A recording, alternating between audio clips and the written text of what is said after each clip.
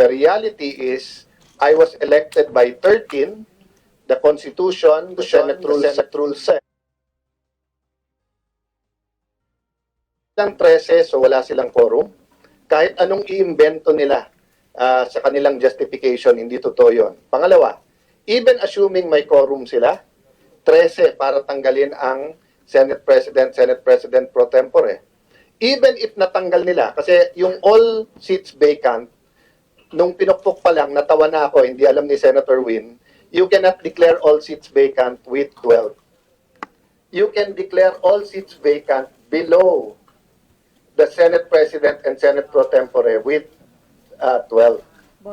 Pero hindi pwedeng Senate President. So dapat, ang pinukpok ni Senator Win is that the motion is lost. Kasi 12 lang eh. Kami, nung nag-declare kami, all seats vacant, 13 kami. Kaya pwede. Okay. So having said that, democracy is messy. But we have to embrace the democracy. We have to embrace. So sabi ng Constitution, walang political dynasty. Pero may political dynasty sa Pilipinas. Ibig ba sabihin, sunugin na natin buong Pilipinas? So sunugin na natin ang Senado because hindi nila gusto kung sino majority, kung sino ang Senate President. Pag sila nag-walk out, okay lang. Tignan nyo yung post ni Bam Aquino. Pag nag-walk out, para sa bayan. Pag kami hindi dumating, ayaw magtrabaho. O ano sabi nila? Ayaw namin magtrabaho. Sabi nila, maiipit yung mga general sa CA. Sabi nila, kawawa yung mga pasyente sa ospital, kawawa yung mga estudyante, etc. O nung nag-session sila, may 12 sila. Sabi nila, may quorum. Anong ginawa nila? Nag-CA meeting ba sila? Technically, they can have a session till tomorrow. Hindi. Nag-adjourn sine die. O, pinasaba nila yung sa ospital, sa pasyente. Nasa agenda yun. Pwede lang pa. Hindi nila pinasa. So makikita mo, they're talking about power. We're talking about what is right. Yung katotohanan. Napansin nyo kanina, if they attended today, then na-test nila yung credibility. Ito ang ayaw lumabas. Diba? Why would you call, ang nakalagay sa rules dito, kapag ka may problema ang security ng Senado, you can ask law enforcers, pati police for help. Kita nyo gaano kadaming pulis na sa labas. Saan ka nakakita, Secretary of DILG ang ipapatawag? So, si Senator Win wants to be Senate President, but he's exercising all kinds of immaturity to our democracy. Papayag siya, 12 lang.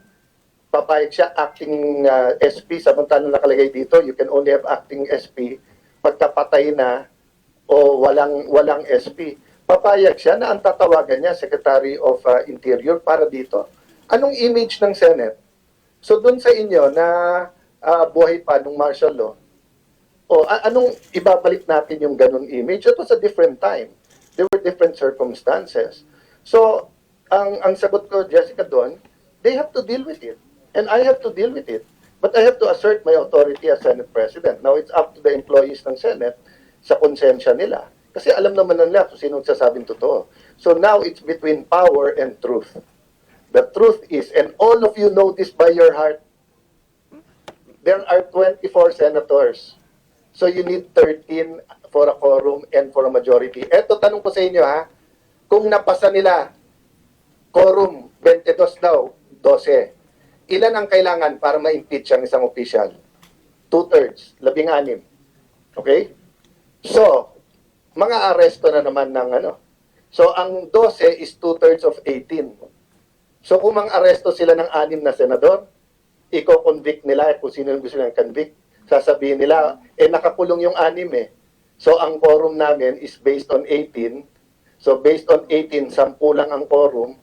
12 is 2/3. Yan ang kasunod nito. O, anong kasunod? PI o CONAS. So, hindi biro yung kasunod doon. Hindi ito labanan ng si Soto o si Cayetano, si Gatchalian o si Cayetano, ang Malacanang at Senate. Hindi po. Future ng ating bansa ang at stake dito. Kaya hindi masagot diretso ng Malacanang at ng 11+1 kung anong pinanggagawa nila. Sabi nila, ekonomiya yung issue. Ayaw naman nila mag-usap tungkol sa ekonomiya. Sabi nila, impartial daw yung yung trial kailangan impartial. O may nakita na ba kayong partiality sa amin? Is there anything in my reputation? Sabi nila, yan si Alan nangangagat ng amo niya. O unang-una, hindi ko amo si Vice President Sara. Pangalawa, kaibigan ko siya pero hindi namin parating nagkakasundo sa politika. O so wala naman pala silang angal sa impartiality ko. O bakit niyo sinasabi? So, Ma'am Jessica, the point is, for their convenience, the media, the Constitution, Senate should bend backwards? I don't think so. I think they should follow the law. Isa na lang po, ano ang reaction nyo nung sumipot po rito kahapon si Senator Escudero? Thus, nagkaroon po ng majority yung dating minority. I'm And you're praying for now the him. minority. I know his circumstance. Many people close to me said a lot of things last night. At ang sabi ko, kung alam nyo lang ang pinagdadaanan ng bawat senador, alam mo ang pinakamabigat sa akin, I'm just human, but pinakamabigat sa akin, pag lalaki umiyak. Kasi lalaki din ako eh. sa buong buhay ko, twice ko lang nakita umiyak dad ko. Nung EDSA Revolution and then one more time. 2 beses ko lang nakita umiyak ang dad ko.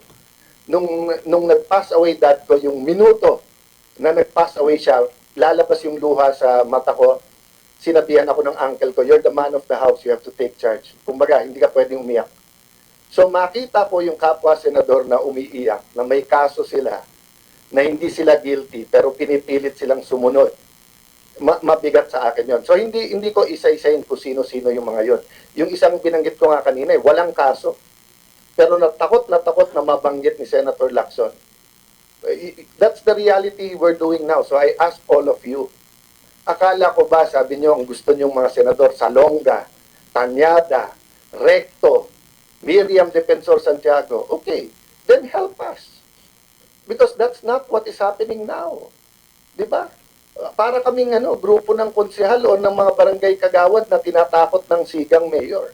That's what's happening in the Senate now. You may disagree with me, you might not like me, but you know in your heart, I am telling you the truth. Yun ang importante. You know in your heart, I am telling you the truth. So that's my reaction. I'll keep to myself my feelings. But I tell you honestly, Jesse, I will be praying for him. I love him as a brother. Alam ko yung pinagdaanan ni Hart. Alam kong ama siya na yung nagtatanong yung anak niya anong nangyayari. So I'm praying for him. Marie Sumaria of GMA7. Of course, the Cayetano block and the Gatchalian block now are both insisting that you are right.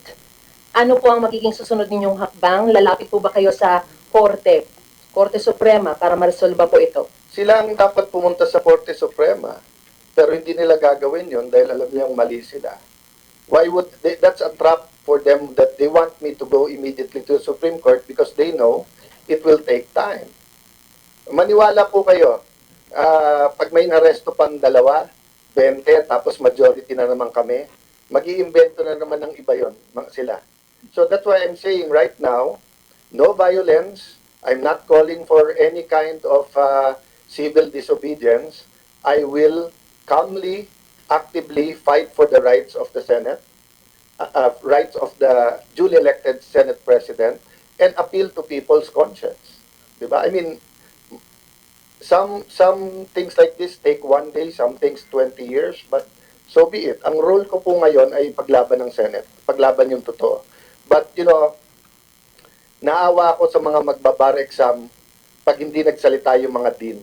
Kasi ngayon, as you said, kampo ng Gatchalian, kampo ng Cayetano. Ngayon kasi, parang inaano nila, sinong Marcos, sinong Duterte. Siguro naman, the Philippines is bigger than just 2 issues and 2 personalities, di ba? We can start deciding what's right or wrong per issue na hindi ka nababash ng kalaban o kakampi mo. Di ba? Yun ang problema. Sir, just a follow-up. Can you just expound on what you mentioned a while ago that sometimes you have to bend the law to please Malacanang? Are you saying na Bend the Malacanang has a Constitution. hand on this? That's why nagkaroon ng 12 sa kabilang kampo? Or what are you, what is your reason for saying such? It's so, Senator Jinggoy told the Senate media, di ba? At the right time, susunod na kabanata, ilalabas sa inyo yung ebidensya ng mga tumatawag sa kanya, nasa kabinete yung mga yon. na ino-offer nga na wala na siyang kaso na basta't wag siyang aalis. That was not the first time that happened. It happened in February nung si Senator Legarda. At least 3 o baka 4 silang tinawagan. Etong 11 nagmi-meeting to with Malacanang. Etong kahapon na nangyari, coordinated yan. Diba? I'll stop there kasi it's obvious naman eh. Diba? So, but let me say this, that's the problem. The President keeps getting wrong information. Pati yung 11, yun ang sinasabi na kalaban, gusto kang alisin ng mga yan, yung NBI hindi pumasok, sila ng gulo, sila nagpaputok. Ang nagpapasok ng NBI sa Senate premises, mahigit 20 agents, ay si Senator Soto. Kompleto kami ng CCTV yan. Ang nanggulpe, NBI. Tapos naka-full battle gear sila Wednesday piniligiran. Pero lahat yan ay on the record at lahat yan hindi dumadating sa Pangulo ang tamang impormasyon.